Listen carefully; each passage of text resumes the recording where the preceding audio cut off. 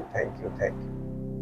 परम पिता परमेश्वर, हम हृदय से धन्यवाद करते हुए आपके पास आते हैं, क्योंकि हम सब जितनों ने आप पर विश्वास किया है, हम सबके हृदय धन्यवाद से भरे रहते हैं, क्योंकि आपका अनुग्रह और पिता का प्रेम और पवित्र आत्मा की उपस्थिति का वरदान हमें प्राप्त है।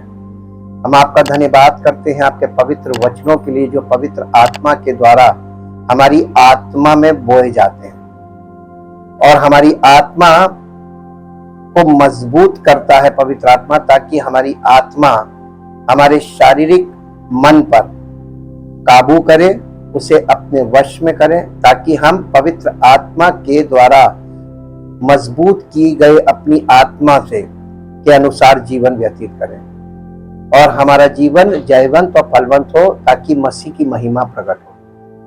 हम आपका धन्यवाद करते हैं। चाहते प्रभु सारी महिमा आपको मिले, क्योंकि आप महिमा की योग्य हैं। धन्यवाद के साथ इस प्रार्थना को आपके इकलौते पुत्र प्रभु यीशु मसीह के नाम से मांगते हैं, आमीन। सबको जय मसीह की। प्रभु का धन्यवाद हो आज के दिन के लिए, और एक नए विषय की ओर हम फिर से आगे बढ़ेंगे। और जिस प्रकार हम सत्य की आत्मा और भ्रम की आत्मा के विषय में कल हमने अध्ययन को शुरू किया, आज हम इस सत्य की आत्मा और भ्रम की आत्मा को समझने के लिए हमें थोड़ा सा पीछे जाना पड़ेगा, ये देखने के लिए कि प्रभु यीशु मसीह जब इस पृथ्वी पर थे और परमेश्वर पिता का प्रेम और पवित्र आत्मा की उपस्थिति उनके जीवन से काम कर रही थी, तब भी उसके विरोधी थे, और उसके विरोधी पुनरुत्थान दिवस के बाद खत्म नहीं हुए और बढ़ गए। इसलिए हम मसीही जीवन को समझना और मसीही जीवन की शुरुआत और कलीसिया की शुरुआत, इन सब विषयों को हमें समझना पड़ेगा, अगर आप सत्य की आत्मा और भ्रम की आत्मा को अच्छी तरीके से समझना चाहते हैं। तो जब तक हम सांसारिक जीवन में होते हैं, प्रभु के कलीसिया के संपर्क में नहीं आते हैं, प्रभु के संपर्क में नहीं आते हैं, प्रभु यीशु मसीह पर विश्वास नहीं करते हैं, तब तक हमारा जीवन केवल शारीरिक मन होता है और संसार की आत्मा होती है। कोई विरोध हमारे अंदर नहीं होता है, बल्कि हमारा जीवन सिर्फ शारीरिक जीवन होता है और हम शारीरिक बातों में उलझे रहते हैं। लेकिन जैसे ही हम प्रभु यीशु मसीह पर विश्वास करते हैं, हमारे जीवन में एक संघर्ष शुरू होता है, और वो आत्मिक संघर्ष है, स्पिरिचुअल स्ट्रगल शुरू होता है और होना चाहिए।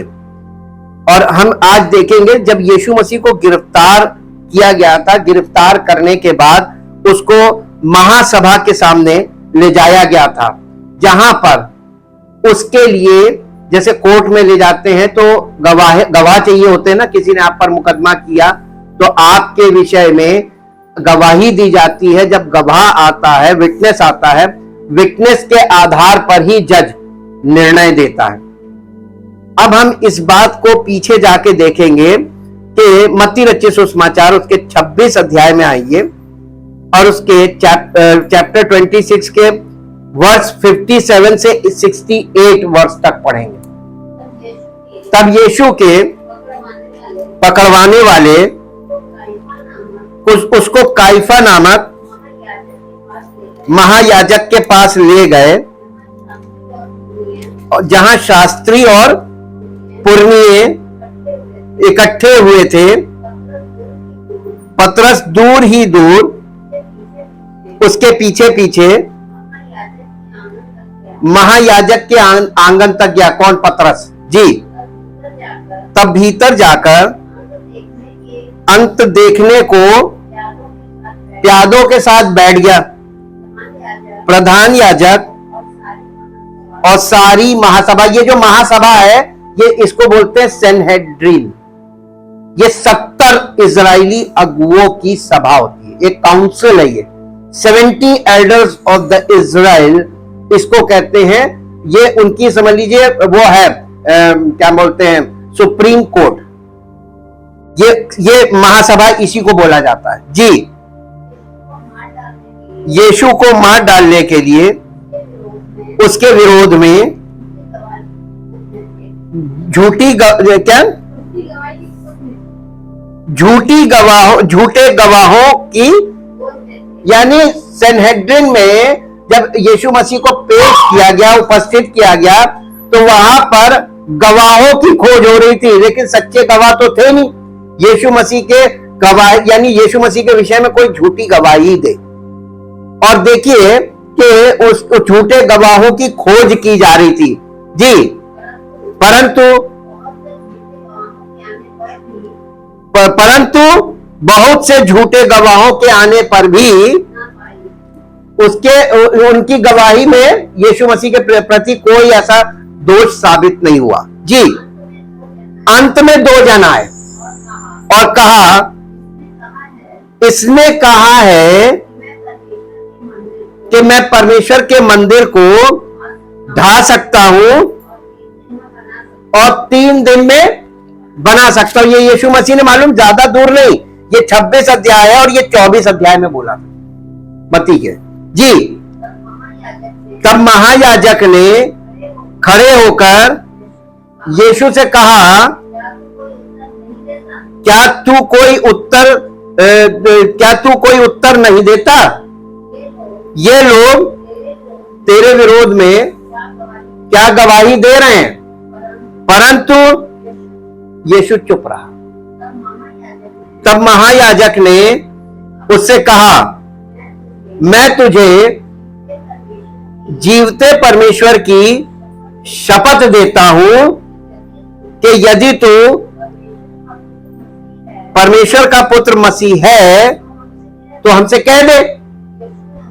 यीशु ने उससे कहा, तूने आप ही कह दिया, वरन मैं तुमसे ये भी कहता हूं कि अब से तुम मनुष्य के पुत्र को सर्वशक्तिमान के दाहिनी ओर बैठे और आकाश के बादलों पर, यानी अब तुम मुझे नहीं देखोगे, अब तुम मुझे सीधे सेकंड कमिंग में देखोगे। इस पर महायाजक ने अपने वस्त्र फाड़े और कहा, इसने परमेश्वर की निंदा की है। अब हमें गवाहों का क्या प्रयोजन, यानी गवाहों की क्या जरूरत है जी। देखो, तुमने अभी ये निंदा सुनी है, तुम क्या सोचते हो? उन्होंने उत्तर दिया, ये वध होने के योग्य है। तब उन्होंने उसके मुंह पर थूका और उसे घूंसे मारे। दूसरों ने थप्पड़ मार के कहा, हे मसीह, हमसे भविष्यवाणी करके कह कि किसने तुझे मारा। बस, यानी मसीह का मतलब उनका यह था कि जो आपको ये बता दे जादुई तरीके से, आंख बंद करे और कहे तुमने ये किया। वो लोग का नजरिया मसीह को लेकर ये था, और वो यीशु मसीह के आंख बंद करके सब मार रहे थे और कह रहे थे किसने मारा ये बता। इस तरीके की सोच मसीह को लेकर आज भी है। आज भी लोग यही वाली सोच रखते हैं और उस मसीह को वो नहीं पहचाने, उसके लिए झूठे गवाह थे। तो आज भी जो झूठे प्रचारक है वो मसीह के झूठे गवाही। तो झूठे मसीह का मतलब क्या होता है? मसीह के झूठे गवाह, यानी यीशु मसीह ने कहा था कि अंत के दिनों में मेरे आने से पहले झूठे मसीह उठ खड़े होंगे। झूठे मसीह का मतलब मसीहत को लेकर झूठी गवाही देने वाले। अब आप धीरे धीरे इस पॉइंट पे जब आगे बढ़ेंगे तब आपको बहुत कुछ पता चलेगा कि ये शुरुआत तो वहीं से थी। अब इसी के साथ साथ एक पद और पढ़ लीजिए, मत्ती रचित सुसमाचार और उसका 27 अध्याय में आइए और 27 अध्याय का वर्ष 62 से वर्ष 66 तक पढ़िए।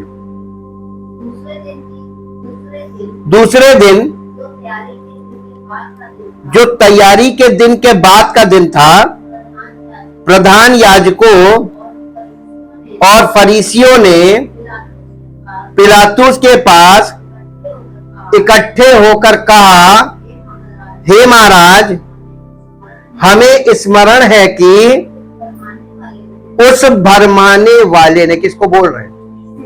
देखिए, ये जो रिलीजियस लीडर्स थे उस जमाने के, यीशु मसीह के समय के, ये यीशु मसीह को क्या कहते थे और क्या समझते थे और क्या मानते थे। ये इमेज आज भी झूठे शिक्षकों के द्वारा बनी हुई है जी। जब वो जीवित था, कहा था, मैं 3 दिन के बाद जी उठूंगा, अतः आज्ञा दे कि तीसरे दिन तक कब्र की रखवाली की जाए, ऐसा ना हो कि उसके चेले आकर उसे चुरा ले जाएं और लोगों से कहने लगे वो मरे हुओं में से जी उठा है। तब पिछला धोखा पहले से भी बुरा होगा। पिलातुस ने उनसे कहा, यानी तुम्हारे पास सिक्योरिटी गार्ड्स हैं, तुम्हारे पास पहरुए हैं, जाओ अपनी समझ के अनुसार रखवाली करो। अतः वे पहरुओं को साथ लेकर गए और पत्थर, एक बड़ा पत्थर रखा था ना, उसको मोहर लगा दी। मोहर लगाने का मतलब पत्थर को सील कर दिया। जैसे गवर्नमेंट किसी बिल्डिंग को सील करती है ना, ऐसे ही उन्होंने यीशु मसीह की ग्रेव को सील कर दिया, मोहर लगाकर कब्र की रखवाली करने लगे। और उसके बाद हुआ क्या, जब तीसरा दिन आया, भोर को पौ फटते ही एक बड़ा भूकंप हुआ और वो पत्थर लुढ़क गया, सील टूट गई और यीशु मसीह जीवित बाहर आ गया। और जो पहरुए थे वो डर के मारे भाग गए। कोई परमेश्वर के इकलौते पुत्र को, प्रभु यीशु मसीह को, मृत्यु अपने वश में नहीं रख सकती थी, साबित हुआ। लेकिन आपने देखा कि यीशु मसीह के मृत्यु और पुनरुत्थान के साथ साथ एक दूसरी कहानी भी चल रही है। और यीशु मसीह के चेले केवल वो देख रहे थे जो यीशु मसीह के साथ रहते रहते उन्होंने सुना था, जो वो अपने विषय में कहता था। तो चेले तो दूर रहकर सिर्फ मॉनिटर कर रहे थे और उसके साथ साथ वहां पर क्या क्या चल रहा था वो सब भी हम आपको देख रहे हैं। तो इसका मतलब यीशु मसीह के झूठे गवाह भी थे, उस जमाने में भी थे, आज हैं क्या? आज और ज्यादा है, आज और ज्यादा है। उस जमाने में जनसंख्या भी कम थी और यीशु मसीह के बारे में चर्चा भी कम थी। अब तो पूरी दुनिया में चर्चा है। तो सच्ची चर्चा कम ज्यादा है कि झूठी चर्चा ज्यादा है? आपको झूठी ज्यादा मिलेगी, इसलिए बहुत सावधान रहें। यीशु मसीह के नाम से बाइबल लेकर और यीशु मसीह का नाम लेकर और पवित्र आत्मा कह के कोई भी व्यक्ति आपका शिकार कर सकता है।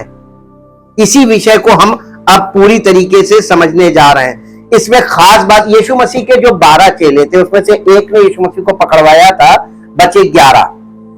फिर जब आप प्रेरितों के काम में आते हैं, शुरुआत में ही पहले अध्याय में, तो चेलों ने चिट्ठी डाली और चिट्ठी में मतिया का नाम आया, तो मतिया एक 12वां हो गया, तो फिर 12 हो गए।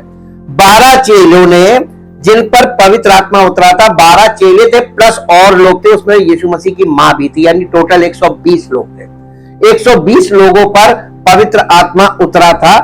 अपनी प्रतिज्ञा के अनुसार परमेश्वर ने उन पर वो आत्मा उतारा था, भेजा था। ये उन्होंने उस आत्मा को प्राप्त नहीं किया था कि आवाहन किया हो। ये आवाहन से नहीं मिलती है पवित्र आत्मा। पवित्र आत्मा परमेश्वर की ओर से प्रॉमिस किया गया है, according to the promise of God ये हमको प्राप्त होगी।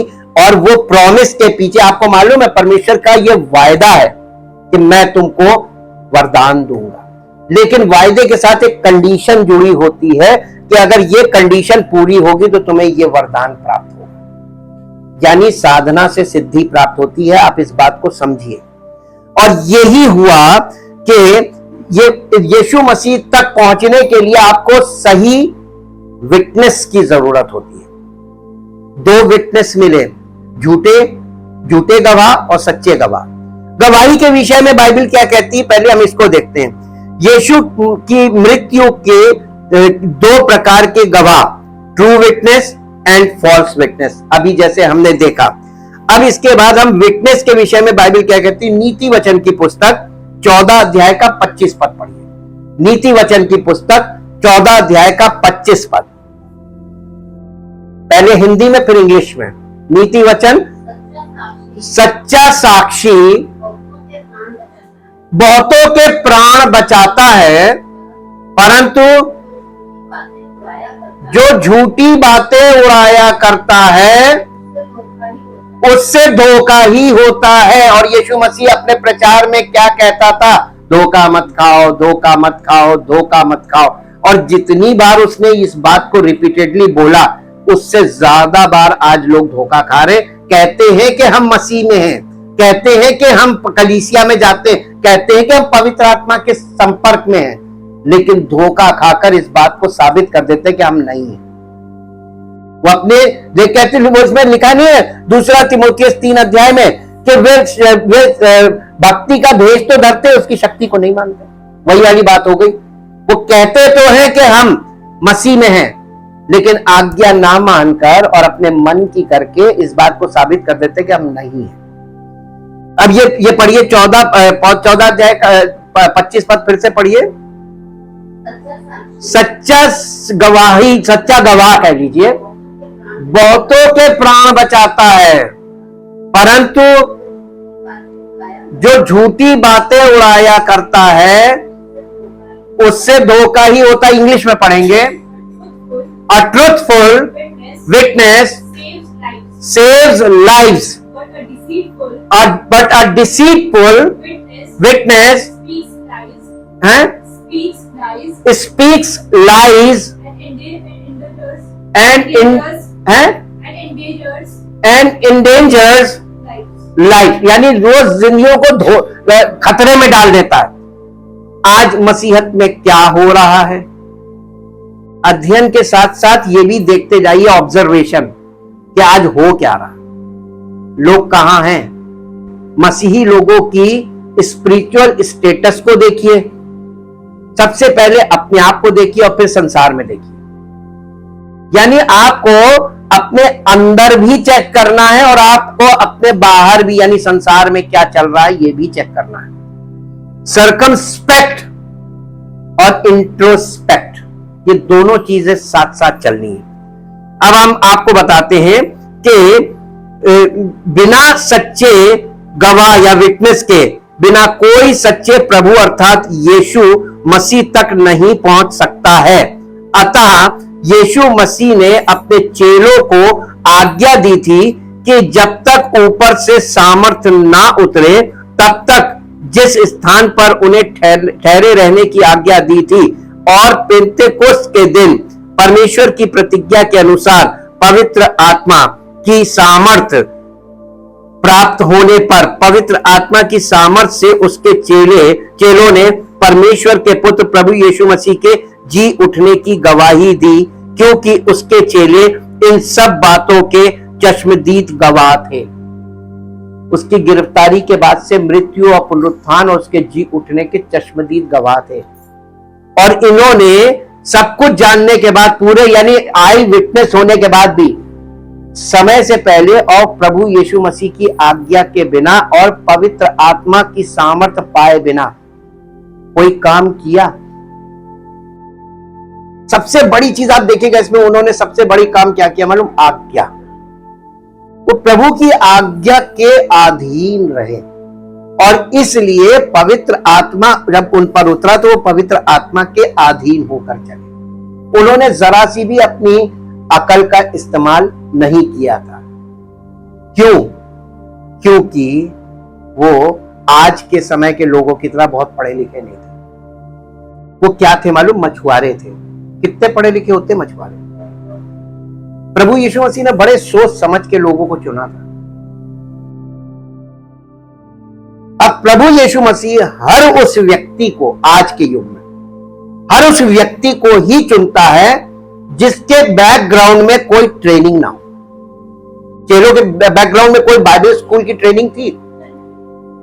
उसने एकदम रॉ को चुना था और पवित्र आत्मा के द्वारा काम करके अपनी महिमा प्रकट की थी। और वो पवित्र आत्मा के अधीन इसलिए हुए थे क्योंकि उन्होंने कोई ट्रेनिंग नहीं करी। क्योंकि यीशु मसीह ने उनसे कहा था, मैं तुम्हें मनुष्यों का पकड़वाने वाला मछुआरा बनाऊंगा, फिशर्स ऑफ मैन। मसीही सेवकाई फिशर्स ऑफ मैन वाला काम है। ये वो काम नहीं है जैसे शिकारी लोग जाल बिछा के करते हैं। वो मसीह विरोधी का काम है, लोगों को ताड़ना और जाल फेंकना और उनको पकड़ लेना बहेलिया की तरह। अब आप ये दो प्रकार का एक यानी स्पिरिचुअल लाइफ में आप देखेंगे कि पौलुस यानी यीशु मसीह से लेकर पौलुस तक पवित्र आत्मा एक ही बात करता रहा कि फाड़ खाने वाले भेड़िए यानी शिकार करेंगे। मसीही लोगों का सबसे ज्यादा शिकार होगा। अगर आज कोई कहता मैं मसीही हूं, सच्चा मसीही हूं, और वो शिकार ना किया गया, ऐसा हो नहीं सकता। कहीं ना कहीं वो पकड़ा गया है और कहीं ना कहीं वो उसको कैद कर लिया गया है। वो मसीह में तब ही साबित होगा जैसे कि उसके चेलों के साथ कनेक्शन जब तक नहीं होगा और परमेश्वर के वचन की सही लाइन उसकी लाइफ में पूरी नहीं होगी। इसलिए हम यहां से जब चलते हैं, उनकी गवाही सच्ची थी क्योंकि वे सत्य की आत्मा के द्वारा गवाही दे रहे थे। चेलों पर जो पवित्र आत्मा उतरा था वही तो सत्य का आत्मा है और उनकी गवाही सच्ची गवाही इसलिए थी, वो यीशु मसीह के जी उठने की गवाही दे रहे थे, तो उनकी गवाही सच्ची इसलिए थी क्योंकि एक तो वो आई विटनेस थे, दूसरा वो यीशु मसीह के साथ रहते थे, 3.5 साल तक उसके साथ रहे थे, तो उसकी हर बात से, उसके हर चीज से वाकिफ थे। तीसरी बात कि सत्य का आत्मा उन पर उतरा था और जिसने उनकी इस गवाही पर सच्चाई की मोहर लगा दी थी। अब यहां से काम शुरू हुआ, सुसमाचार, बहुत ध्यान दीजिएगा। यहीं से कलीसिया की शुरुआत हो जाती है। जैसे जैसे कलीसिया बढ़ने और फैलने लगती है तो चेलों के चेले भी बढ़ने लगते हैं और इस प्रकार चेले जिन्हें प्रेरित कहा गया है, 2 प्रकार के प्रेरित हमें देखने को मिलते हैं नए नियम में, एक सच्चे प्रेरित और दूसरे झूठे प्रेरित। मेरे साथ निकाल लीजिए 2 कुरिन्थियों 11 अध्याय उसका 13, 14, 15 3 पद पढ़ दीजिए। 2 कुरिन्थियों, क्योंकि ऐसे लोग झूठे प्रेरित और छल से काम करने वाले और मसीह के प्रेरितों का सा रूप धरने वाले हैं। ये कुछ अचंभे की बात नहीं, क्योंकि शैतान आप भी ज्योतिर्मय स्वर्गदूत का सा रूप धारण करता है, इसलिए किसके ना फिर से पढ़िए। देखिए पढ़ने में और समझने में कितना अंतर होता है, यहीं पे देख लीजिए। ज्योतिर्मय स्वर्गदूत का सा रूप, यानी शैतान आप भी ज्योतिर्मय स्वर्गदूत का सा रूप धारण करता है, इसलिए यदि उसके किसके सेवक, शैतान के सेवक, शैतान के सेवक किसका रूप धारण करेंगे? हैं? नहीं, फिर गलत, फिर से पढ़िए। इसलिए यदि उसके सेवक ने, इसको और ऊपर से पढ़िए, हाँ 13 से पढ़िए, क्योंकि ऐसे लोग झूठे प्रेरित और छल से काम करने वाले और मसीह के प्रेरितों का सा रूप धरने वाले हैं। ये कुछ अचंभे की बात नहीं, क्योंकि शैतान आप भी ज्योतिर्मय स्वर्गदूत का सा रूप धारण करता है, इसलिए किसके सेवक? शैतान के सेवक। शैतान बहरूपिया है, पहली बात ये याद रखिए। अब आप एक बात बताइए, जब आप ये दावा ठोकने लगते हैं मैं मसीह में हूं और मुझे पवित्र आत्मा मिला है, इस बात का प्रमाण अगर आपके जीवन में नहीं पाया जाता है तो आप कौन सी मसीहत की बात कर रहे हैं? कभी किसी ने ध्यान नहीं दिया होगा, बड़ा सरल समझ रहे थे लोग कि किसी की भी शिक्षा सुन लो और लेकर खड़े हो जाओ शिक्षा को, हम मसीह में हैं, और अपनी दलीलें पेश करने लगो। इतना सरल नहीं है। मसीह के साथ पंगा लेना है ये। पौलुस को मालूम है, जब प्रभु यीशु मसीह ने दमिश्क के मार्ग में पकड़ा था, जिस समय पहली बार उसके ऊपर ज्योति चमकी थी, वो अंधेरा अंधा हो गया था। प्रभु यीशु मसीह से उसका वार्तालाप हुआ था।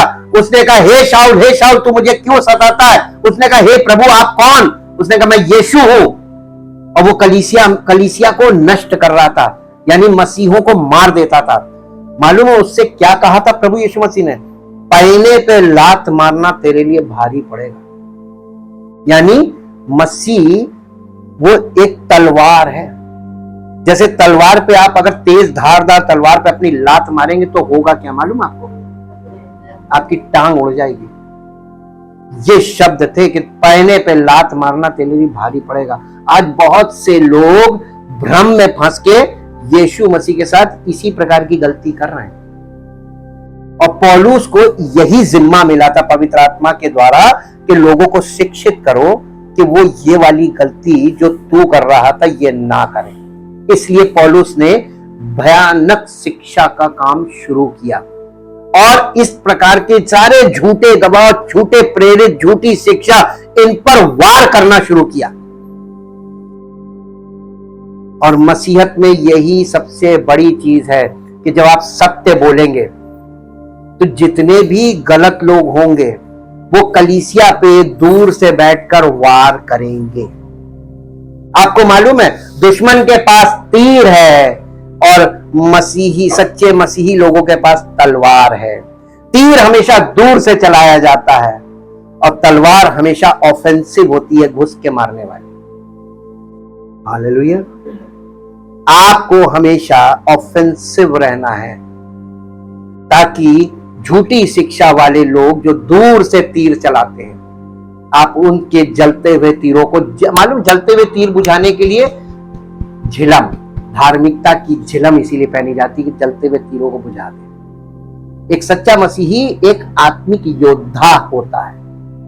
अभी तो हम शुरू कर रहे हैं, इसको आप आगे पढ़ेंगे तब और समझ में आ जाएगा। इसको बेटा इंग्लिश में पढ़ दो। 2 Corinthians chapter 11 verse 13 to 15। For such men, MEN men यानी ये प्लूरल है, बहुत ढेर सारे हैं। For such men are false apostles. There are two kinds of apostles in the New Testament in the first century church. पहली सदी की कलीसिया से दो कलीसियाएं, दो प्रेरित, दो प्रकार के सेक्शन शुरू हो गए थे। आप आज के लोग हैं कहां मसीही लोग? वो तो सबको सही मान रहे हैं। जिसने यीशु का नाम लिया, जिसने अपनी थ्योरी पढ़ाई, वो उसके पीछे चल पड़े। इसीलिए आपको मालूम है डिनोमिनेशन में मसीहत बटी हुई है और डिनोमिनेशन का अर्थ क्या है किसी को नहीं मालूम होगा। There are so many denominations in present Christianity. और डिनोमिनेशन को आप रिसर्च करके देख लीजिएगा, इसका मतलब होता है डिवीजन। मसीहत में इतना डिवीजन कहां से आ गया? False apostles.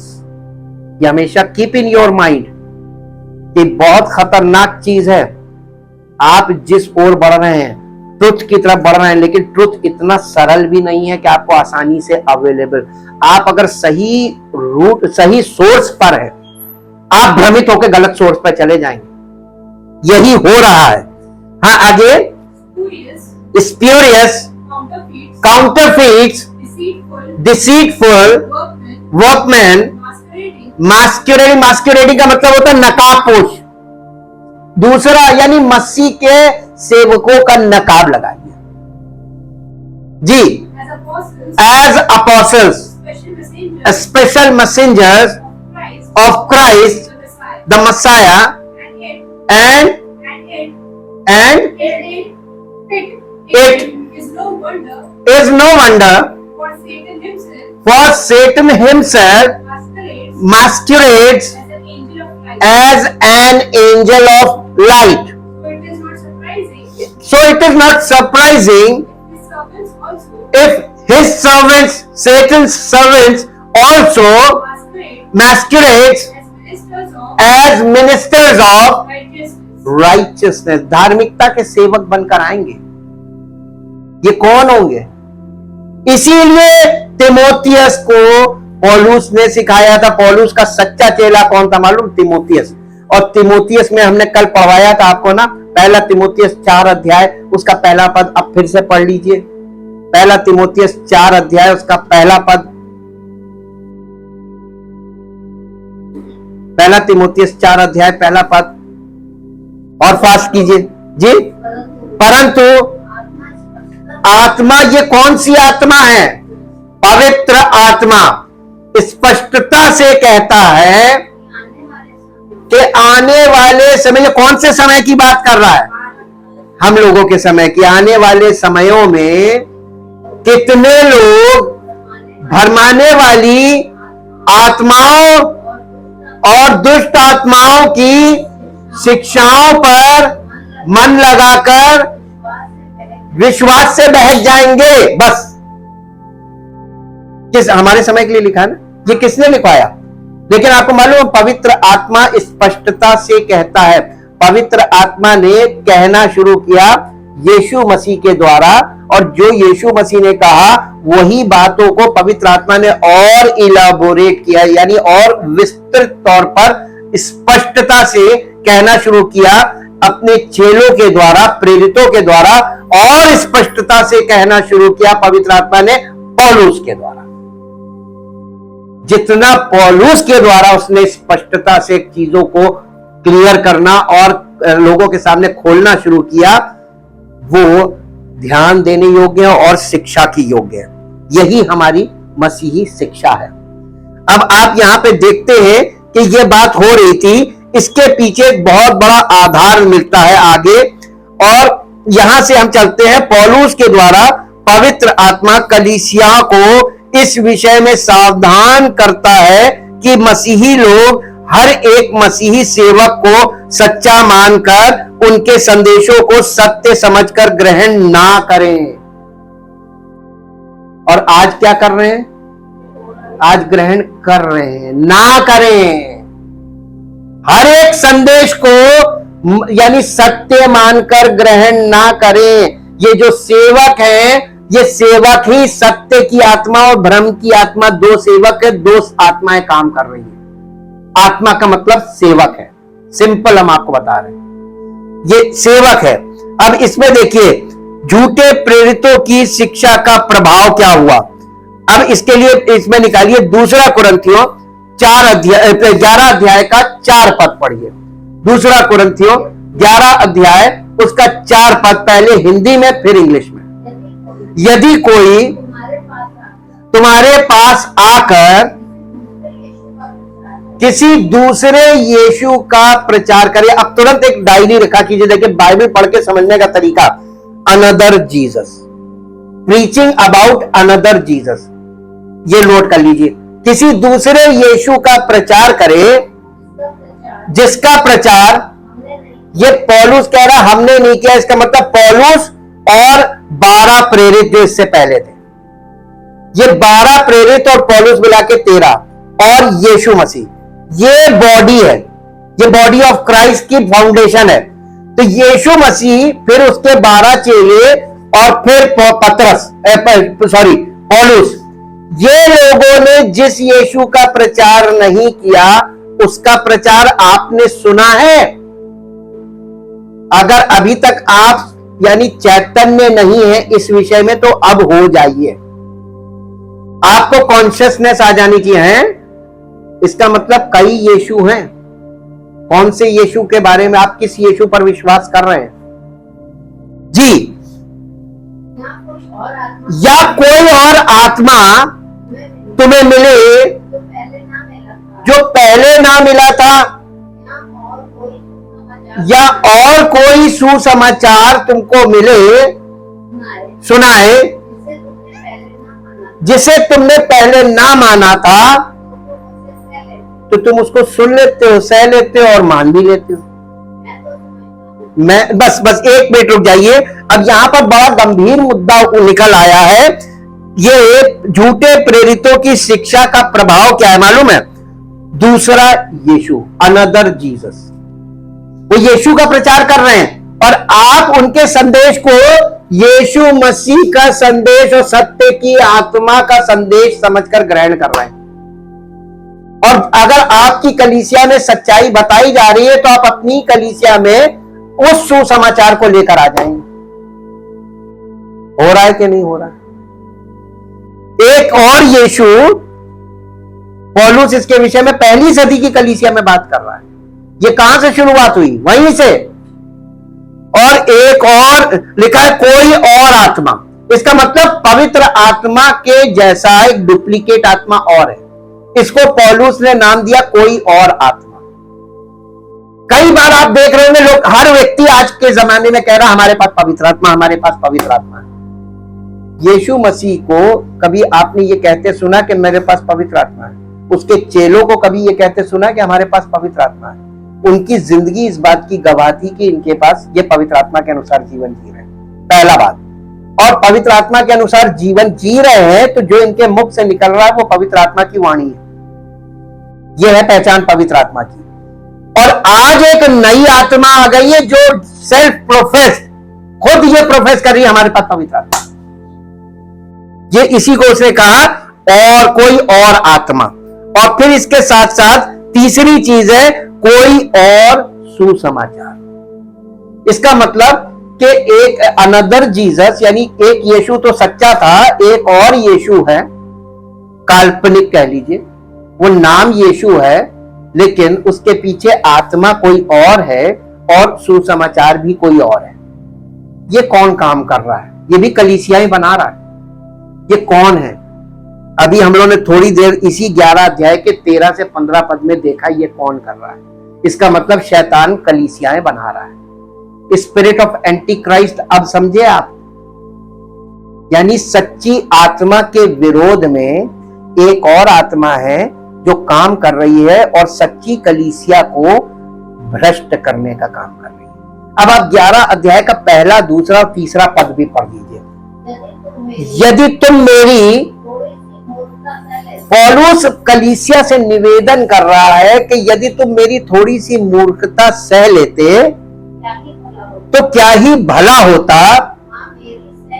और कह रहा हाँ मेरी सह भी लो, क्योंकि मैं तुम्हारे विषय में ईश्वरीय धुन लगाए रहता हूं, इसलिए कि मैंने एक ही पुरुष से तुम्हारी बात लगाई है कि तुम्हें पवित्र कुंवारी के समान मसीह को सौंप दूं, परंतु मैं डरता हूं। पौलुस किससे डरता था?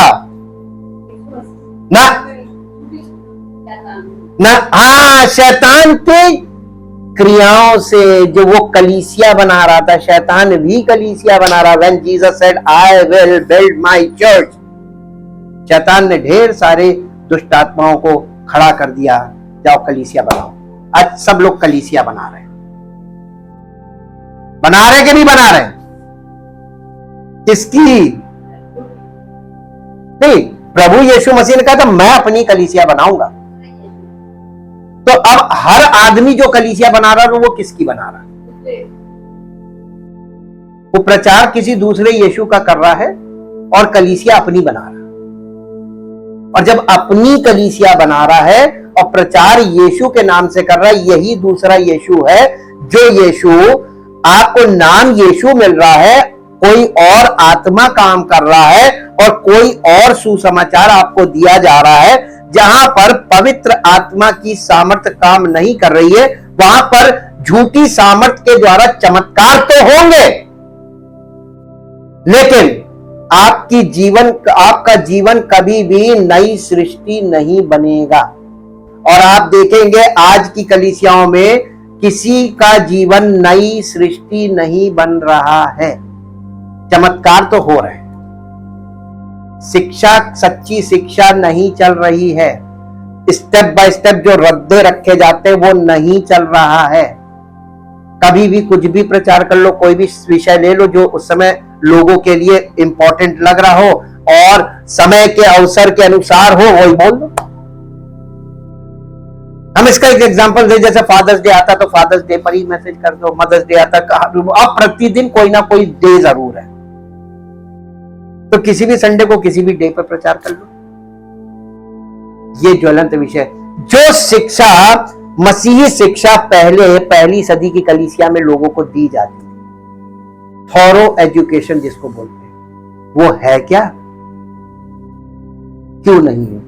क्योंकि जब ये बॉडी, ट्रू बॉडी, यानी Jesus Christ is the head of the body of Christ and his apostles are the foundation of the body, इसके ऊपर बॉडी खड़ी हुई और उस हेड के अंडर बॉडी खड़ी हुई। तो यीशु मसीह का प्रेरितों के साथ कनेक्शन और प्रेरितों के द्वारा सेवक का प्रेरितों के साथ कनेक्शन, उसी लाइन में वो प्रेरितों में से लास्ट है पौलुस, और पौलुस के आगे बढ़ते हैं तो तिमोथियस और तीतुस। अगर हम तिमोथियस और तीतुस के साथ कनेक्ट हो जाते हैं तो हम उनके द्वारा पौलुस और पौलुस के द्वारा सारे यीशु मसीह के चेलों से होते हुए यीशु मसीह तक पहुंचते हैं। ये कनेक्शन है। इस कनेक्शन से जो कलीसिया खड़ी होगी वो मसीह की कलीसिया कहलाएगी। ये आपको इसलिए बता रहे हैं ताकि आप सतर्क हो जाएं, क्योंकि आपको भरमाने के लिए भी प्रयास होगा। आप ये मत सोचिए कि कोई इस चीज से वंचित रहेगा, प्रयास सब पे किया जाएगा। और जो नए नए लोग निकलकर प्रभु की तरफ आने वाले होते हैं, न्यू कमर्स, उन्हीं पर अटैक किया जाता है, क्योंकि उनके पास अंडरस्टैंडिंग बिल्कुल नहीं होती है और उन्हीं को भ्रमित किया जा सकता है। इंग्लिश में लिखा हुआ है कि Paul warned of another Jesus, a different spirit and a different gospel. Are Paul's warnings still relevant today? आज भी ये वार्निंग वैसे ही काम करती है जैसे पहली सदी की कलीसिया में। आपको सतर्क रहने के लिए क्या करना चाहिए? आप जहां से कनेक्ट है विश्वास योग्य बने रहिए, पहली बात बता रहे। दूसरी बात कि आपको बहुत सी बातें सुनने को जरूर मिलेंगी, लेकिन आपका विश्वास यहां पर, जो आपको प्रभु ने आपको इच्छा दी है, चुनाव आपको करना है। आप चाहे तो जो आपसे कुछ समझा रहा है, कुछ बता रहा है, कुछ आपको समझा के क्यों समझा रहा है, कलीसिया के विरोध में अगर कोई आपसे बात कर रहा है तो आप इसका मतलब समझ सकते हैं कि वो आपको घसीट रहा है। अगर आप भ्रमित होना चाहते हैं तो आप उसकी मानकर उसकी साथ साथ निकल के जा सकते हैं, लेकिन अगर आप विश्वास में दृढ़ हैं तो आप अपनी जगह स्थिर रहेंगे। ये आपके ऊपर निर्भर करता है, क्योंकि हर एक व्यक्ति को मसीही जीवन में हमको जो सीखना वो यही सीखना है, हर एक व्यक्ति को स्पिरिचुअल वॉरफेयर में अपनी लड़ाई लड़नी है। यीशु मसीह ने अपनी लड़ाई लड़ी और हम, यानी चेलों से उसने कहा था तुम्हें अपनी लड़नी होगी, मैं तुम्हें सहायता दूंगा, एड। तो वो हमको बाहर से सामर्थ्य दे सकता है, लड़ना हम ही को पड़ेगा। इसीलिए पौलुस ने आत्मिक वॉरफेयर के लिए जो चीजें धारण करनी है हर विश्वासी को, उसका वर्णन किया हुआ है। हम परमेश्वर का धन्यवाद करते हैं पवित्र आत्मा के लिए। थोड़ा सा आप झलक ले लीजिए जो आपको पता चल जाए कि इन सब बातों का वर्णन क्यों जरूरी। जब प्रभु को सब कुछ करना था, हमारा इन्वॉल्वमेंट क्या रहा फिर कलीसिया में और मसीह में? मेरे साथ निकालिए इफिसियों की पत्री, जल्दी से इफिसियों की पत्री और उसका अध्याय 6। इफिसियों की पत्री उसका अध्याय 6। 6 अध्याय उसका 10 पद से पढ़िए। इसलिए प्रभु में और उसकी शक्ति में नहीं लिखा, शक्ति के प्रभाव में बलवंत बनो, परमेश्वर के सारे हथियार बांध लो कि तुम शैतान की युक्तियों के सामने, शैतान कानाफूसी करेगा, ये उसकी युक्ति है। अब उसकी युक्ति के सामने कैसे ठहरेगा? अपने विश्वास के साथ। आपको कानाफूसी से बरगलाया जा सकता है, लेकिन अगर आप विश्वास में दृढ़ हैं तो आप उसकी सुनना बंद कर दें। मैं इसको दोबारा नहीं इससे बात करेंगे जी, क्योंकि हमारा ये मल युद्ध लहू और मांस से नहीं है, परंतु प्रधानों से और अधिकारियों से और इस संसार के अंधकार के हाकिमों से और उस दुष्टता की आत्मिक सेनाओं से है जो आकाश में है। इसलिए परमेश्वर के सारे हथियार बांध लो कि तुम बुरे दिन में सामना कर सको और सब कुछ पूरा करके स्थिर रह सको। इसलिए काहे से? सत्य से अपनी कमर कसकर। सत्य क्या है? परमेश्वर का वचन। वचन से भर जाओ। बाइबल स्टडी क्यों जरूरी है? वचन से। और मालूम है दूसरे सेक्शन में कहेंगे बाइबल स्टडी क्या जरूरत, इतनी ढेर टीचिंग, इससे हमें क्या मिलेगा? ये प्रश्न उठाया जाता है। रोज एक ही बात सुनते हैं हम लोग, ऊब गए हैं, थक गए हैं। ये कौन है जो सत्य से आपको कट ऑफ कर रहा है? अरे प्रभु का वचन जो है यही तो आत्मिक बारूद है। ये बारूद अपने अंदर भर लो जी। और धार्मिकता की झिलम पहनकर और पांव में मेल के सुसमाचार की तैयारी के जूते पहनकर और इन सब के साथ विश्वास की ढाल लेकर स्थिर रहो, जिससे तुम उस दुष्ट के दुष्ट जो है वो आपके ऊपर दूर से एक तीर चलाएगा, और वो भी जलता हुआ तीर जी। वो बुझाना कैसे? विश्वास की ढाल। तो आपका विश्वास इतना मजबूत तभी होगा जब आप वचन से परिपूर्ण होंगे, सत्य से परिपूर्ण होंगे जी। और उद्धार का टोप, हेलमेट ऑफ सैल्वेशन। उद्धार बहुत इंपॉर्टेंट है, हेलमेट ऑफ सैल्वेशन होना चाहिए। और आत्मा की तलवार, जो ये आत्मा की तलवार ये रिटन वर्ड नहीं है, रिटन वर्ड ट्रुथ है। आत्मा की तलवार लिविंग वर्ड है।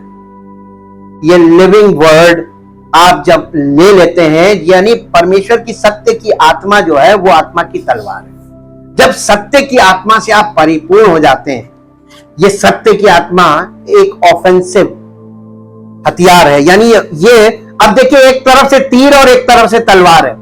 तीर दूर से चलाया जाता है और तलवार पास से। तो ऑफेंसिव क्या हुआ? तीर के तलवार।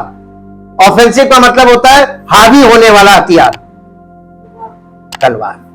परमेश्वर का वचन ऑफेंसिव है हमेशा, ये डिफेंसिव नहीं है। हमको तो डिफेंसिव, वो स्पिरिचुअली डिफेंसिव उसने कर दिया।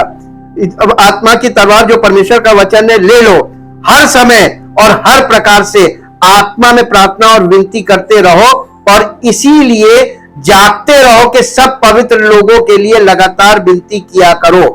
और यहां पर पौलुस ने हमें एक लास्ट बात जो बताई है, जागते रहो, यानी फिजिकली जागने को नहीं बोल रहा, स्पिरिचुअली अलर्ट। मसीही जीवन निश्चिंत रहने वाला जीवन नहीं है। ये जीवन मालूम क्या है? एवरी टाइम अलर्ट, क्योंकि आपके चारों ओर दुश्मन से आप घिरे हुए हैं। लेकिन आप इतने पावरफुल हैं कि दुश्मन की मजाल नहीं कि आपको छू ले, लेकिन जैसे ही आप कहीं कमजोर पाए जाएंगे दुश्मन आप पे वार कर देगा। Thank you, thank you, thank you Lord. परमपिता परमेश्वर, हृदय से आपका धन्यवाद करते हैं आज के पवित्र वचनों के लिए, जो पवित्र आत्मा के द्वारा हम सबको दिए गए हैं, ताकि हम इतनी बातों को समझें और अपने जीवन को इन बातों के आधार पर सेटल करें, ताकि प्रभु हम आपकी इच्छा और योजना में तैयार रहना सीखें और जिस उद्देश्य से आपने हम सबों को मसीह में एकत्रित किया है, बुलाया है और हमें संसार से छुड़ाया है और पापों की क्षमा प्रदान करके परमेश्वर के राज्य के लिए हमें अलग किया है। प्रभु, जब हम इस यात्रा में, विश्वास की इस यात्रा में आगे बढ़ते हैं, मसीही जीवन की यात्रा में आगे बढ़ते हैं, उद्धार से परिपूर्ण जीवन के लिए, उद्धार को पूर्ण करने के लिए हम इस यात्रा में आगे बढ़ते हैं, हमें और उन्नति और समझ और निर्देश प्राप्त हो, ताकि इन निर्देशों के अनुसार हम आगे बढ़ें, आज्ञाकारी बने रहें, ताकि हम सब का जीवन परमेश्वर की महिमा के योग्य हो। सारी महिमा उस परमेश्वर को मिले जिसने हमें छुटकारा देने के लिए अपने इकलौते पुत्र प्रभु यीशु मसीह का बलिदान किया और उसके बलिदान के द्वारा हमारे पापों की क्षमा हुई और पवित्र आत्मा को भेजकर हम सब के लिए रखवाली का काम कर रहा है और हमें सिखा रहा है और हम सब के जीवन में नई सृष्टि बनाकर अपनी महिमा को प्रकट करना चाह रहा है। उसकी मर्जी पूरी और उसकी महिमा हो। यीशु मसीह के नाम से मांगते हैं, आमीन। Praise the Lord.